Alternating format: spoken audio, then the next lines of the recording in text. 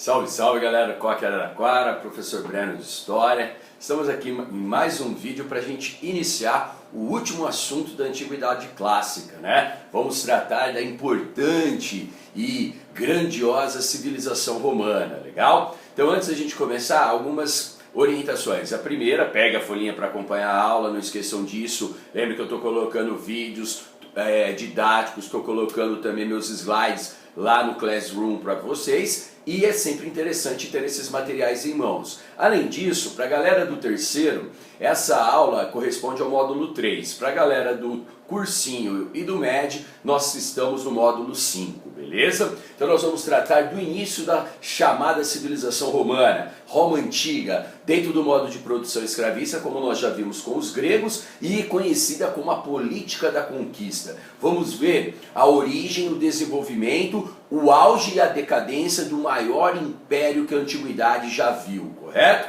Então é isso que a gente vai começar a abordar na aula de hoje. Então quando a gente fala de Roma, a gente tem que entender as origens dessa importante civilização, que vão se remontar essas origens lá por volta do século 8 a.C., legal? Isso é muito importante para nós. E como vocês sabem, Roma é dividida em épocas a partir das suas formas de governo. Primeiro a monarquia, depois a república e por último o império. Então quando a gente fala da origem de Roma, estamos falando aqui da Península Itálica, quando Roma foi fundada na porção centro-ocidental, digamos, da Península Itálica, ali na planície do Lácio, né? Às margens do rio Tibre, cercado de 7 colinas sagradas que os romanos vão conhecer, como Monte Alveutino, Palatino e outros, né? Então nós vamos observar aqui, é uma divisão política atual do que é a nação italiana, né? Nós vamos observar que Roma tem uma origem muito interessante e que marca toda a sua história, né? Essa evolução histórica, como eu falei, vocês não podem esquecer, ela é demarcada por períodos. O primeiro período é a monarquia ou realeza, que é desde a fundação de Roma, em meados do século 8 a.C., até o final do século 6 a.C. Como a gente vai perceber, no período monárquico, temos poucos registros, né, históricos para nos dar garantias e certezas assim, concretas sobre o que aconteceu, mas nós sabemos que Roma nesse momento era uma pequena vila, né, fundada pelos chamados latinos para se protegerem dos etruscos, como nós vamos ver, os povos que vão constituir os romanos antigos. E além disso também, é importante a gente considerar que Roma, no período da monarquia, por ser uma pequena vila, não tinha tantas conquistas territoriais, e a grande essência do modo de produção escravista, que é justamente a mão de obra escravizada, não era uma realidade em Roma no período monárquico, certo? Isso só vai começar a se modificar quando a elite patrícia dá um golpe, derruba o último rei romano e vai instaurar a república. Aí a gente tem um período de grande expansão, de conquistas militares, é o período de maior conquista territorial da história de Roma Antiga. É um período marcado também por crises políticas, como nós vamos observar, e a transição da república para a fase imperial. Na fase imperial nós vamos ter um governo centralizado nas mãos dos imperadores, vamos ter a atuação do exército, a atuação do Senado, as duas mais importantes de instituições romanas, que já atuavam também desde a época da monarquia e principalmente da república. Então não esqueçam, as mais importantes instituições romanas eram o exército, era o Senado e a própria mão de obra escravizada, o sistema escravista, certo? Então como a gente vai observar, o povoamento do que a gente chama de Península Itálica ocorre, digamos, de uma forma geral por alguns povos. Os chamados italiotas, que habitavam o centro da Península Itálica, como nós vamos ver, destacando dentre os italiotas os latinos e os sabinos, legal? Os gregos, que como nós vimos na aula da Grécia Antiga, ficavam no sul do território, no que é conhecido como Magna Grécia, legal? Os etruscos, que ficam ao norte da Península Itálica, tá? Hoje conhecida basicamente como Toscana, e também os gauleses, que já é na parte da Europa continental, antes dos Alpes, né? E ali você também vai ter uma influência importante. Então esses povos, ao longo da história romana, como a gente pode ver, divididos e situados nas suas respectivas regiões, eles vão contribuir no processo de mistura étnica para a origem dos romanos antigos. Então, como eu falei, os gregos ao sul, os italiotas divididos entre latinos e sabinos ao centro, entre o rio Tibre e a Europa continental, nós vamos observar os etruscos, e depois nós vamos observar os gauleses, legal? Então esses são os povos que vão majoritariamente constituir o povo romano. Quando a gente fala das características gerais de Roma, a origem de Roma ela é entremeada em algumas lendas. Você conhece muito bem a lenda de Rômulo e Remo, né? Que Rômulo e Rêmulo eram netos do rei do rei Númitor, que viviam lá no reino de Alba Longa. Eles quando nasceram, seriam os herdeiros do trono. Aí um tio usurpador chamado Deamúlio destrona o avô deles, pega os meninos, colocam no rio Tibre e deixam que digamos, o destino tomasse conta, né? Num cesto. Eles são resgatados, segundo a lenda, por uma loba, que consegue evitar que eles morram. Eles vão ser descobertos depois por um casal de camponeses, que passa a criá-los como os filhos, só que chega na idade adulta, Rômulo e Remo descobrem a sua origem, né? Voltam para o reino de Alba Longa, ajudam o avô a destronar o tio usurpador, e com essa façanha, eles ganharam do avô o direito de fundar uma pequena vila. E essa vila é fundada às margens do rio Tibre, dando o nome de Roma, certo? O que é interessante? Essa origem lendária, ela também está relatada em vários livros, né? Por exemplo, nós vamos encontrar alguns que falam dessa origem lendária, mas de outra interessante, que é um livro conhecido como Eneida, do grande poeta romano Virgílio, né? Nesse livro, que também tem muitas passagens lendárias, inclusive falando de Rômulo e Remo, o Virgílio vai registrar que o Rômulo e Remo seriam descendentes do antigo príncipe troiano Enéas, daí porque o nome é Eneida, que foge depois da destruição de Troia, vai navegando, chega ali na Península Itálica, e seus descendentes fundaram o reino de Alba Longa. Como Rômulo e Remo eram descendentes da dinastia que governava Alba Longa, eles seriam descendentes do príncipe Enéas, né? Mas a obra mais significativa sobre a história romana na Antiguidade foi escrita ali por volta do século I a.C., na transição para o século I depois de Cristo, pelo historiador chamado Tito Livio, né? Então, se você quer entender a origem de Roma por um romano na Antiguidade, a melhor obra é a História de Roma, do grande historiador Tito Livio. O que eu quero chamar a atenção a partir disso, né? Para além das questões lendárias, como vocês conhecem muito bem, Rômulo e Remo fundam Roma. E Rômulo e Remo acabam se desentendendo. E nesse desentendimento, Rômulo matou Remo, tornando-se o primeiro rei de Roma.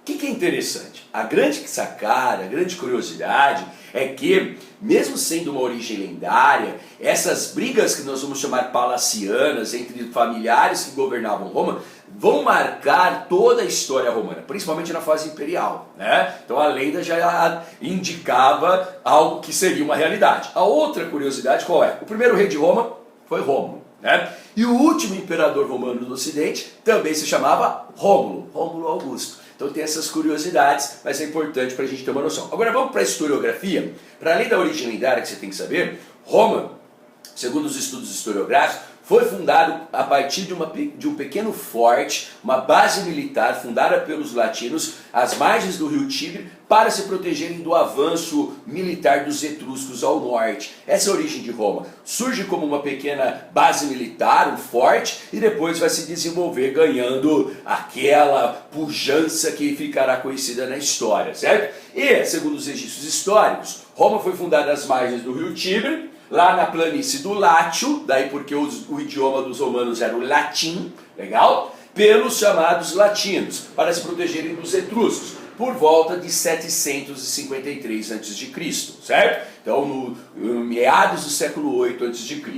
E, nesse momento, é bom que você saiba que o aspecto geográfico da planície do Látio é marcado por um relevo montanhoso, planalto. Lembra que eu falei? Planície do Látio, mas com 7 colinas sagradas que até hoje circundam Roma, e banhada pelo rio Tibre, beleza? Bom, e aí que eu quero que vocês entendam. No primeiro momento, na sua fase monárquica, Roma, até o século III, então até meados já do período republicano, era basicamente agrícola, né?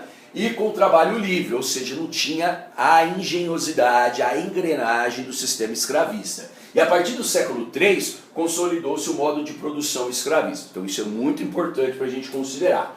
Contudo, no período da monarquia, nós já tínhamos algumas características que vão demarcar a civilização romana mais adiante. Então leia, Roma era constantemente atacada por povos estrangeiros que impunham seus governantes. Então, para se protegerem dos etruscos, fundaram ali um forte militar e esse desenvolvimento vai ainda tentar protegê-los dos avanços dos etruscos ao norte, né?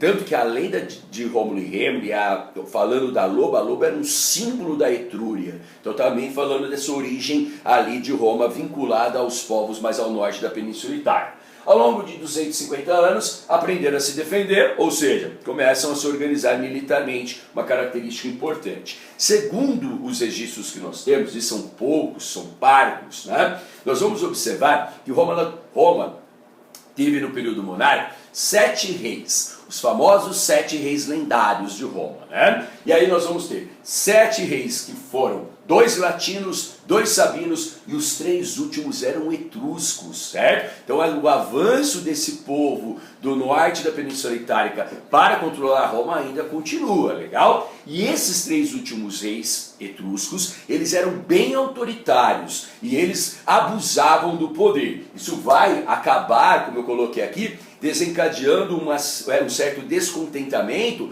na elite da sociedade romana, que a gente vai compreender o que era essa elite a partir de agora, legal? Então aqui são os 7 reis lendários de Roma: Rômulo, Numa Pupílio, Túlio Hostílio, Anco Marcio, Tarquínio Prisco, Sérvio Túlio e Tarquínio Soberbo. Lembrando que esses 3 últimos eram etruscos, certo? Mas temos poucos registros, como eu falei, confiáveis para essa época. Bom, agora o que nós temos de certeza? Quando a gente fala da civilização romana, desde a sua origem monárquica, Roma já era uma sociedade aristocrática. Então você tinha alguns grupos que eram privilegiados, que tinham direitos políticos, tinham privilégios econômicos e sociais, enquanto que a maior parte da população era marginalizada, era excluída. Nenhuma novidade na história, né? Aqui você pode observar roupas, túnicas da elite da sociedade romana, que será conhecida como elite patrícia. Porque no período da monarquia, ainda você tinha aquela organização gentílica que nós vimos lá na Grécia Antiga. No caso de Roma, aqueles grupos familiares pautados em laços de parentesco, era chamado de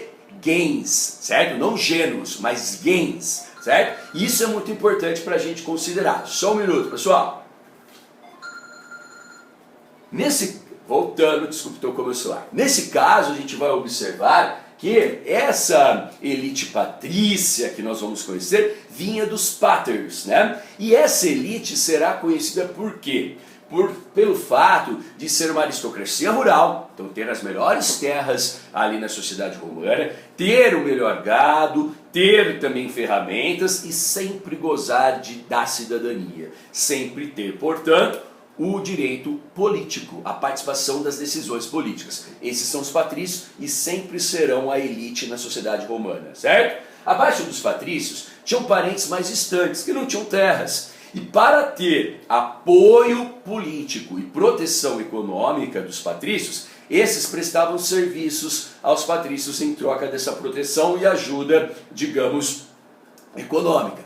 Esse grupo eram chamados de clientes. Então os clientes eram parentes próximos dos patrícios, não tão privilegiados, não com tantas posses e prestavam serviços em troca de proteção e ajuda. Legal? Beleza? Agora eu quero que vocês prestem muita atenção no decorrer dessas aulas, no tamanho da pirâmide, dos seus estratos e como isso vai se modificar ao longo da história romana. Dê uma olhada aqui. A grande parte da sociedade romana no período monárquico eram de homens livres, alguns proprietários de pequenas terras, outros dedicando o seu comércio, ao artesanato, mas sem direitos políticos. Isso será quem? O povo romano, a plebe romana, certo? E percebam que é o maior contingente, né? O maior extrato social. E abaixo, percebam que nesse momento não é um grupo tão relevante do ponto de vista numérico, nós temos os escravos. E os escravos em Roma, desde a sua origem, aquela mesma história. Escravos por guerras ou escravos por dívidas, certo? Essa era, digamos, a questão. Só que o que acontece? Nós vamos observar que os patrícios se uniram e depuseram o último rei etrusco, Tarquínio Soberbo. Por quê? Porque tem uma questão muito interessante. Os reis etruscos, como eu mencionei, eles eram autoritários, né? Eram centralizadores e não davam ouvidos às reivindicações da elite patrícia. Essa elite patrícia vai se organizar para depor o último rei e instaurar um governo que a princípio deveria ser representado, ou melhor, representativo de todos, mas que na verdade vai o quê? Vai apenas representar no primeiro momento a elite patrícia. E um episódio bem pessoal, bem privado, precipitou a queda do último rei de Roma, Tarquínio Soberbo. Ele tinha um filho, o príncipe de Roma, que se apaixona por uma mulher casada com um nobre patrício. Essa mulher chamava Lucrécia, né? E esse príncipe romano pressionou, forçou para que a Lucrécia cometesse adultério. E ao invés de cometer adultério, ela preferiu o quê? Se matar. O suicídio da Lucrécia desencadeia uma revolta aristocrática, obviamente já conjugando e intensificando as, digamos, desavenças entre os patrícios e o poder real romano, e eles depuseram num golpe o último rei de Roma. E presta atenção no que eu vou falar aqui. Toda vez que surgir o termo rei, ou quando algum indivíduo, personagem da história romana posterior, tentar se tornar rei, tentar ganhar uma aura real, a elite patrícia vai se mobilizar contra essa tentativa. Por quê? Sempre será sinônimo de centralização, despotismo e autoritarismo, portanto. Legal? Então nós temos aí a derrubada do último rei romano e a instauração de um governo chamado de república, certo? Por que república? Res em latim, coisa, publicum, de todos. Um governo que deveria, portanto, representar a todos. Mas como a gente vai ver, no primeiro momento não era representativo de todos a República Romana, certo? Com o tempo ela vai se alargando um pouco, mas efetivamente não vai se tornar uma república democrática, como a gente vai ver, certo? Principalmente se nós considerarmos os termos atuais e seus reais significados. Mas o que é importante? Olhem lá. Fim da monarquia e início da república, controlada pelo Senado com 300 patrícios. Isso é muito interessante. Já no período da monarquia, existiam algumas instituições, como por exemplo o Senado. O Senado vinha de senex, que em latim significa ancião, idoso, pessoa mais velha, né? Então o Senado era um conselho formado por 300 patrícios ilustres mais velhos. E uma vez senador, sempre senador. O cargo era vitalício, né? E era ali a representação, o órgão de representação do poder político patrício durante toda a história romana. Além disso, você tinha a Assembleia Curial, que era organizada a partir de cúrias, que tinha a função, por exemplo, de eleger os membros do Senado, e com o tempo, principalmente no período republicano, vai ganhar uma dimensão mais religiosa, legal? Bom, além disso, quando a gente tem a queda da monarquia em 509 e a instauração da república, isso eu quero que vocês prestem muita atenção, vão criar, digamos, os cargos públicos da República Romana. Esses cargos eram chamados de magistraturas. Essas magistraturas, a princípio, eram restritas à participação dos patrícios, por isso que era uma república aristocrática, né? Só os patrícios poderiam governar e participar dos órgãos de governo, votar e eleger os seus representantes. Então é aí que a gente vai observar algo interessante. As magistraturas da República Romana, no primeiro momento, só restritas aos patrícios. Isso é muito importante para você considerar, certo? Mais importante magistratura, o cargo de cônsul. Mas a gente vai chamar de cônsules, porque sempre eram 2 cônsules, certo? Para que um evitasse a tentativa do outro de concentrar ou usurpar o poder de forma personalista, né? Quais eram as funções dos cônsules? Organizar as reuniões do Senado, convocar as reuniões do Senado, propor as pautas e também liderar o exército, legal? Então era o cargo mais importante da República Romana. Depois nós vamos ter outros cargos, como questor. O questor, ele era, digamos, responsável pelas finanças da República Romana. Depois o pretor era responsável pela justiça da República Romana. Depois nós vamos encontrar o censor. O censor era responsável por fazer o cadastramento da população romana por ano, né? Vendo quantas pessoas viviam em Roma e qual era a renda dessas pessoas. De censor vem justamente o termo censo, que esse ano deveríamos ter no Brasil, mas o genial governo acha que não precisa ter censo, principalmente o grande censo que era realizado de 10 em 10 anos, para ver como a população vive, quais as condições, o que melhorou, o que piorou, quais as necessidades, enfim, desde a Roma antiga, realizar censo sempre foi uma tarefa do governo, e um governo eficiente, coisa que nós não temos, né? Bom, a partir daí a gente também vai observar o cargo de edil. Edil eram mais ou menos os vereadores responsáveis pelo quê? Pela limpeza da cidade, pela organização da cidade, então seriam mais ou menos os vereadores de hoje. Mas eu quero destacar o outro cargo, o cargo de ditador. Olha que interessante e que diferente. O ditador na República Romana era eleito em tempos de crise, eleitos em momentos de muito caos, de crise social e política. O Senado romano se reunia e elegia um cara para durante 6 meses ter poderes plenos e absolutos para tomar as medidas cabíveis e resolver a crise da República Romana.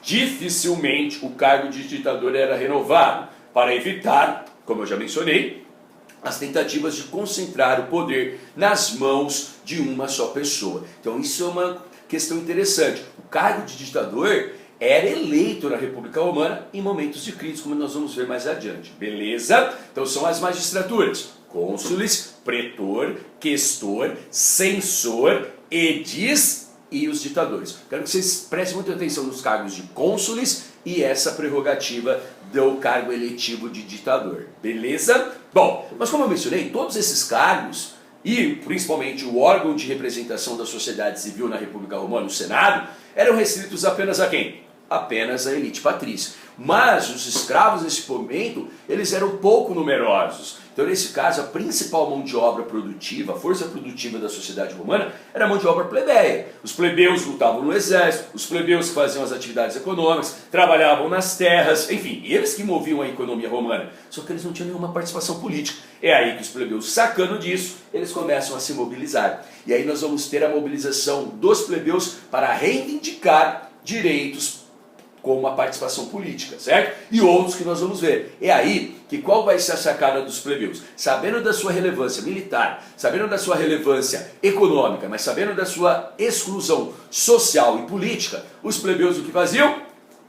Se reuniam, cruzavam os braços e diziam: só voltaremos às nossas atividades quando as nossas reivindicações forem atendidas. Do que eu estou falando? Das primeiras formas de greve na história, certo? Então olha lá, os plebeus exigiram alguns direitos, e conseguiram, pois eram responsáveis pela produção e também pelos principais braços do exército. E qual era a ameaça dos plebeus? A greve. Eles se reuniam, saíam todos da cidade de Roma, ficavam nas colinas, nas montanhas ao redor como Palatino e Aventino e diziam: só retornaremos a Roma quando as nossas reivindicações fossem atendidas.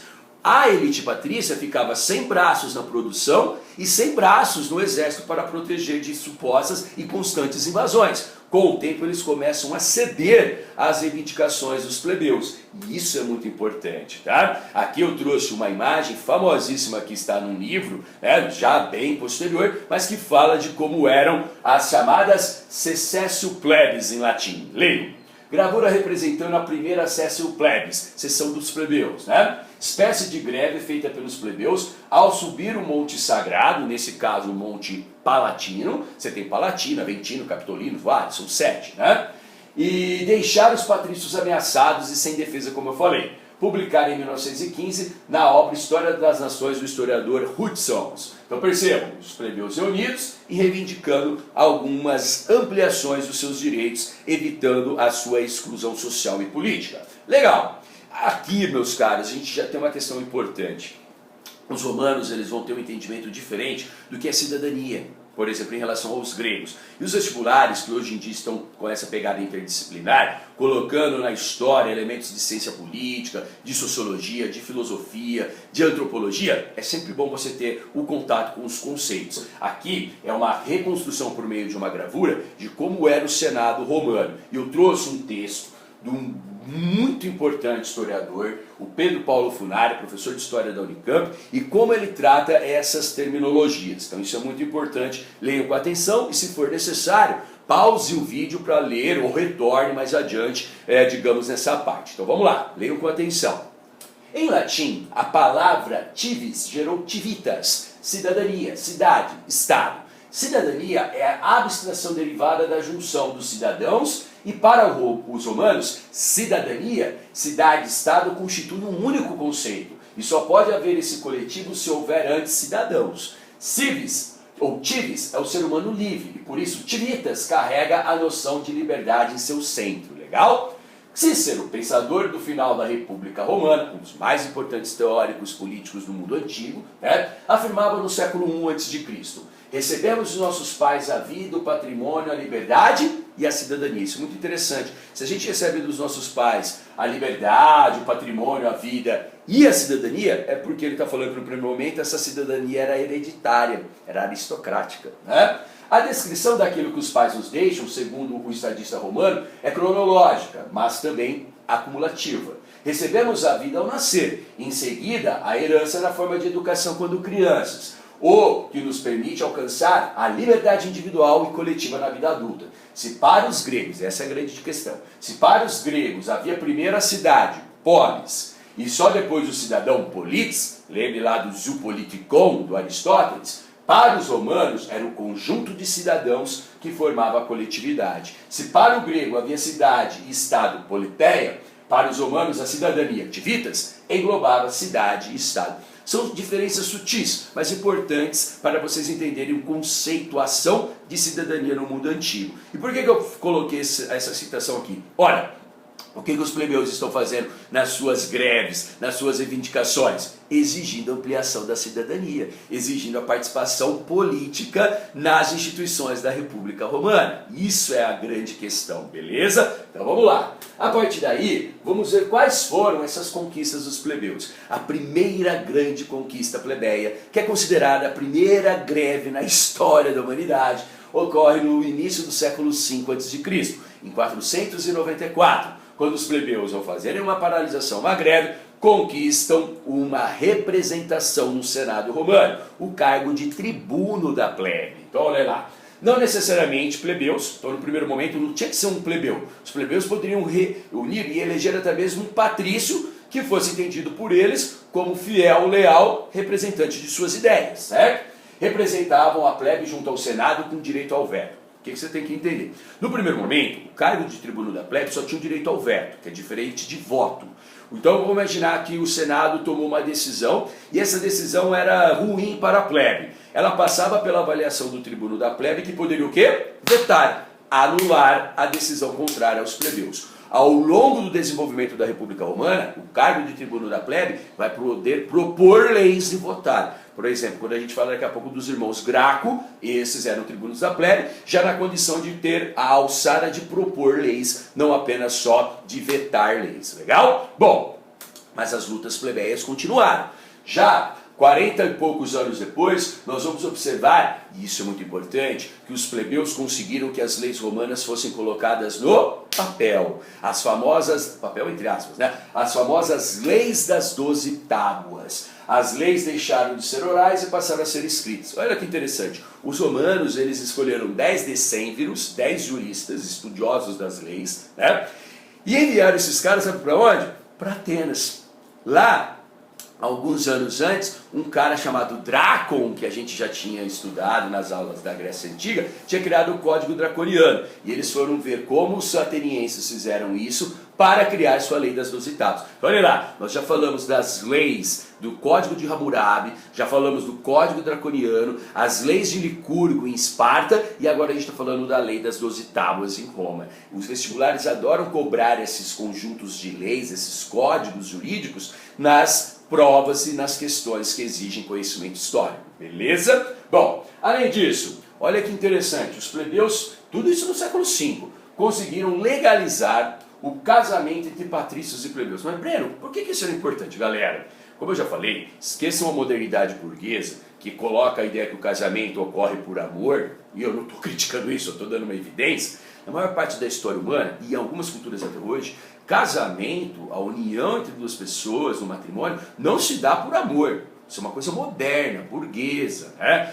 O que a gente vai observar? Nós vamos observar que ao longo da história, casamento sempre foi um negócio, ou um acordo político, legal? E por que aqui o casamento da lei Canuleia, legalizado entre patrícios e plebeus, foi importante? Porque até então, não se podia casar plebeus e patrícios. E aí o que acontecia? Algumas famílias de patrícios se empobreciam, mas reservavam ainda a sua aristocracia, seus privilégios. E algumas famílias de plebeus se enriqueciam, né? Por meio do comércio, por exemplo. E se enriquecendo, eles queriam maior participação política, mas eles não tinham nas instituições aristocráticas acesso.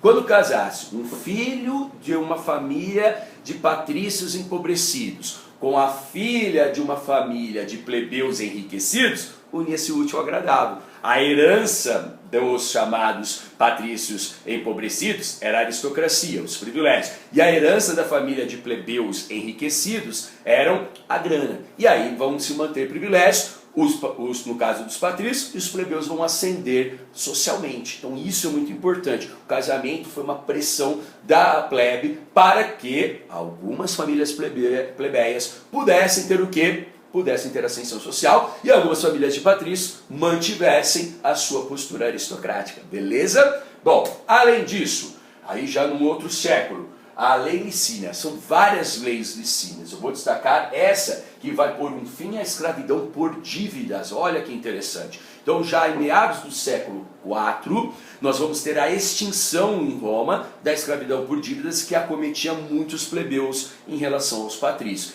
Ora, se agora reduziu a possibilidade de um cara se tornar escravo, os romanos vão ter que buscar novas formas de escravização de pessoas. Ou seja, as guerras vão ganhar agora um papel crucial na República Romana. Então essas são as conquistas plebeias que, entre o século V e o século IV, deram avanços à cidadania dos plebeus. E mais adiante nós vamos ver que isso não foi, digamos assim, pleno ou contemplou as exigências de todos os plebeus. Vão continuar a reivindicar durante toda a história romana. Beleza? Bom, a partir daí nós vamos tratar de um momento muito importante da República Romana, né? Que é o período de expansionismo. Quando eu falo de expansão, né, na história principalmente antiga, mas não só, expansão é um eufemismo para a gente falar de conquistas militares, né? E aí tem uma questão ideológica. Quando os romanos realizaram suas expansões, matando, violentando, dividindo os povos, tudo que a guerra traz, eles chamaram de expansão romana. Ou seja, como se eles levassem uma civilização superior. Lembra que os romanos eles absorveram aquela ideia de bárbaros dos gregos, né? Quando esses povos, mais adiante, como nós vamos ver, reagiram a essa conquista, a esse avanço violento dos romanos, como os romanos chamaram essa reação? Invasões bárbaras, né? Ou seja, tem uma questão ideológica. Quando eu mato, quando eu conquisto, eu estou levando a civilização. Quando os conquistados ou outros povos reagem à minha conquista, aí é um bando de bárbaro violento, legal? Isso é muito importante, caiu na prova da Unicamp há 2 anos atrás, o que eu acabei de falar para vocês, que é, ou que são os significados ideológicos do expansionismo e do termo bárbaro na antiguidade, beleza? E o expansionismo da República vai explicar por que o período republicano é o de maior expansão da história romana. E eu vou destacar o seguinte, consolidou-se no século III a.C., e ocorreu em 2 etapas esse expansionismo, as guerras italiotas e as guerras púnicas. Guerras italiotas, como nós vamos ver, é quando os romanos passam a dominar toda a Península Itálica. E as guerras púnicas, quando eles avançam para o mar Mediterrâneo. São os 2 grandes conflitos que a gente não pode esquecer. Então leia, guerras italiotas. Roma avança as regiões vizinhas, lá da Península Itálica, processo de expansão romana pela Península Itálica. E como a gente vai observar, o que importa são as consequências. Escravidão por espólio de guerra. Os povos que eles foram conquistando por meio da guerra, na Península Itálica, os prisioneiros eram transformados em escravos. E aí que começa a engrenagem do sistema escravista em Roma, legal? Além disso, é importante notar que eles não conquistavam só escravos, conquistavam terras, gado, minérios, riquezas, certo? Então, nesse caso, uma dessas riquezas, desse espólio de guerra, era justamente a mão de obra escravizada. E eles faziam alianças com os gregos do sul. Principalmente porque os romanos tinham um bom exército, mas os romanos não tinham uma marinha. Já os gregos ao sul, na Magna Grécia, tinham conhecimento naval que será incorporado pelos romanos naquele processo de fusão que a gente viu logo no início da nossa aula. Beleza? Bom, para a gente ter uma noção, dê uma olhada como era Roma logo no início ali do período republicano. A Roma era restrita aqui à planície do Látio. Quero chamar a atenção para vocês do que é a Península Itálica, a Bota, né? E as ilhas, como Titília, ou Sicília, Sardenha e Córcega. E nessas ilhas, nós vamos destacar aqui um povo que ficava ao norte da África, no Golfo de Túnez, na atualidade, que tinha sido fundado por uma colônia de fenícios, os cartagineses, certo? Percebam que eles dominam uma parte aqui. Os romanos, depois de conquistarem a Península Itálica, eles vão tentar conquistar essas ilhas, como a Sicília, e aí vão entrar em rota de colisão com o poderoso Império Cartaginês. Ou seja, aí nós vamos ter as guerras púnicas. Então agora nós vamos tratar dessas importantes guerras, os vestibulares adoram cobrar, que foram as guerras púnicas. As guerras púnicas foram conflitos disputando o mar Mediterrâneo, as ilhas e o litoral do Mediterrâneo, entre romanos em processo de expansão e o poderoso Império Cartaginês, que havia sido fundado Cartago pelos fenícios, como nós vimos numa aula passada. E no caso, os romanos chamavam os cartagineses em latim de puri, daí porque guerras púnicas. Os romanos vieram a ser ameaçados durante as guerras púnicas. Foram 3 as grandes guerras púnicas em períodos longos, né? A primeira guerra púnica, os romanos, eles vão conquistar a Sicília, legal? Isso entre 264 a 241. Então é um período de meados do século 3 até meados do século 2, as guerras púnicas. Segunda guerra púnica, os romanos vão conquistar as colônias dos cartagineses na Espanha, hoje é Espanha, e tomam a frota marítima dos cartagineses. Aqui eu vou destacar um cara chamado Aníbal, que é muito importante para nós daqui a pouco. E a terceira guerra púnica é quando Cartago foi definitivamente destruída e os cartagineses sobreviventes escravizados e levados para Roma. É aí que os romanos vão passar a dominar todo o mar Mediterrâneo, legal? Chamado de Mare Nostrum. Mas antes, vamos falar um pouco desse cara, o Aníbal. O Aníbal foi um general cartaginês, a maior ameaça da história militar da Roma Antiga. Aníbal fez uma façanha.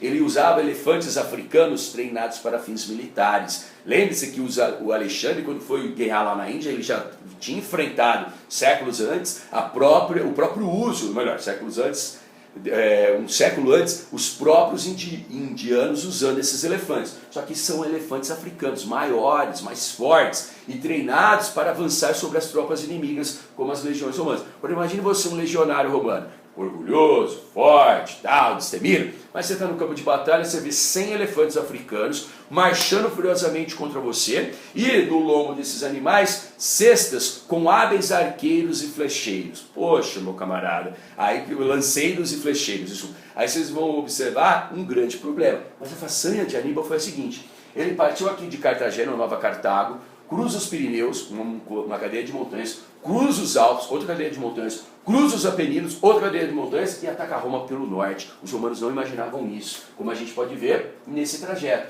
Ele fez isso com 80 mil soldados, sendo 70 mil da infantaria, né? 10 mil da cavalaria e 100 elefantes africanos treinados para fins militares. Olha o trajeto que ele fez, cruzando 3 cadeias de montanhas e atacando Roma pelo norte. Os romanos quase foram conquistados, porque quando ele estava ali cercando Roma, o Aníbal chegou a notícia no seu ouvido que os romanos, com um cara chamado Cipião o Africano, um general, estava prestes a destruir Cartago. E é aí que Aníbal ficou naquela famosa situação da sinuca de bico. Ou tenta conquistar Roma, mas isso poderia comprometer a destruição da sua terra natal, ou voltava para Cartago para protegê-la. Ele toma a segunda opção e é vencido e morto na Batalha de Zama. Tá? Ora, é a maior ameaça que os romanos tiveram na sua vida militar. Aníbal chegou próximo a conquistar Roma. Tanto que entre a segunda e a terceira vai ter um chamado importante senador romano, que toda vez que ele terminava o seu discurso no Senado, entre a segunda e a terceira guerra, dizia: delenda est Cartago, Cartago precisa ser destruída, certo? Até que foi. E aí, para a gente terminar essa aula introdutória de Roma, isso trouxe mudanças. As mudanças vieram até no exército. Aqui eram os trajes do exército romano antes das guerras púnicas. Percebam, bem tribal, bem simplista. Mas quando os romanos conquistam a Espanha era uma região rica em minérios, principalmente de ferro e ouro, que poderia financiar e forjar armaduras. E aí o exército romano ganha, digamos, adereços muito mais sofisticados. O elmo, né, que é o capacete, o escudo, caneleiras, peitoral, enfim, ele vai se tornar um exército muito melhor, muito mais equipado, legal? E nesse caso nós vamos parar justamente por aqui, porque na nossa próxima aula eu volto tratando das consequências das conquistas romanas, certo? Isso vai ser muito importante, que a gente vai falar a partir dessas consequências da crise da República Romana e faremos a transição da República para o Império. Mas isso já é assunto para a nossa próxima aula, certo? Até aqui nós chegamos ao módulo 5. Nós, na próxima aula, faremos a transição do módulo 5 para o módulo 6 na apostila do cursinho e do Supermed. Tudo isso ainda está no módulo 3 da apostila do terceiro. Bom, galera, paramos por aqui, aquele abraço e voltamos logo mais.